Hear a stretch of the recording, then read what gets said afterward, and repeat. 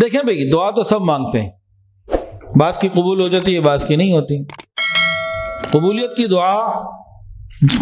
دعا کا فرما تو دیا گیا، قبولیت دعا کا بتا دیا کہ دعائیں قبول ہوں گی، لیکن قبولیت دعا کی اپنی کچھ شرائط ہیں۔ یہ موقع تو ہے کہ دعا مانگو قبول ہوگی، لیکن قبولیت دعا کی کچھ اپنی بنیادی شرائط ہیں، ہمیں وہ بھی پوری کرنی پڑیں گی، تب جا کے جو ہے نا وہ ہمارا معاملہ بنے گا۔ اب قبولیت دعا کی جو شرائط ہیں اس کے اوپر بھی ہم غور کر لیتے ہیں۔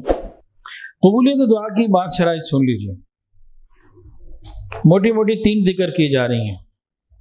سب سے پہلی شرط حرام سے بچنا۔ اگر انسان کا لباس حرام کا ہو اور غذا حرام کی ہو، اس کی دعائیں قبول نہیں ہوتی۔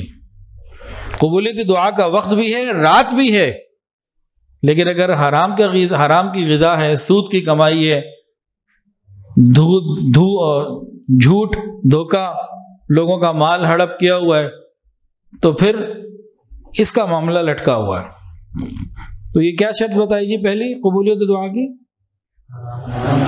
حرام سے بچنا، ایک بات۔ دوسری بات، دعا توجہ سے کرنا۔ ہم دعا مانگ رہے ہوتے ہیں، پتہ ہی نہیں ہوتا کیا مانگا۔ حضرت جی نے بتایا ایک مرتبہ بیت اللہ شریف میں مطاف میں بیٹھے ہوئے، تو ایک صاحب تھے، انہوں نے نماز پڑھی، انفرادی 2 نفل وغیرہ پڑھے ہوں گے، اور دعا مانگی اور ہاتھ پھیرے۔ حضرت فرماتے ہیں کہ قریبی ساتھی تھے، میں نے ان سے پوچھا کیا مانگا؟ کہ حضرت مجھے تو نہیں پتا کیا مانگا۔ ابھی چہرے پہ ہاتھ پھیرے ہوئے چند لمحے گزرے، منٹ پورا نہیں ہوا، اسے پتہ ہی نہیں اس نے کیا مانگا۔ ہم میں سے اکثر لوگوں کا یہی حال ہے، دعا میں پتہ نہیں کہاں ہوتے، توجہ اللہ کی طرف نہیں ہوتی۔ تو دل کی توجہ اللہ کی طرف ہو، ہمیں معلوم ہو مانگ کیا رہے ہیں، پھر ہو رہی قبول، اور یقین بھی ہو کہ جو مانگ رہا ہوں انشاءاللہ تعالی ضرور قبول ہوگی۔ بے یقینی والی دعائیں بھی قبول نہیں ہوتی۔ تو 2 پوائنٹ ہو گئے جی قبولیت دعا کے۔ پہلا کیا تھا جی؟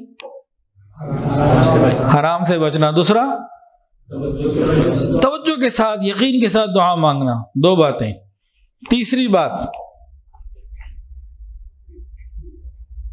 قبولیت دعا کے لیے امر بالمعروف اور نہی عن المنکر کرتے رہنا چاہیے۔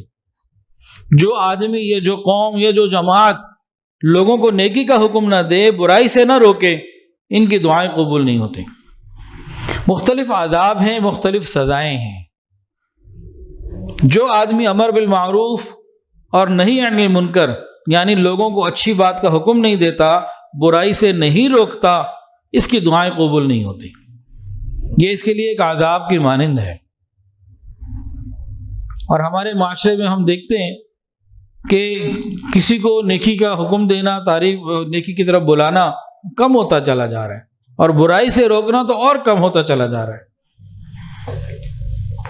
تو یہ دونوں کام ہمیں حکمت اور بصیرت کے ساتھ کرنے ہوں گے۔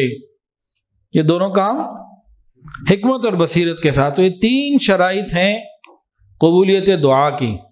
تو قبولیت دعا کی رات تو ہے، لیکن قبولیت دعا کے جو SOPs ہیں وہ بھی پورے کرنے ہوں گے۔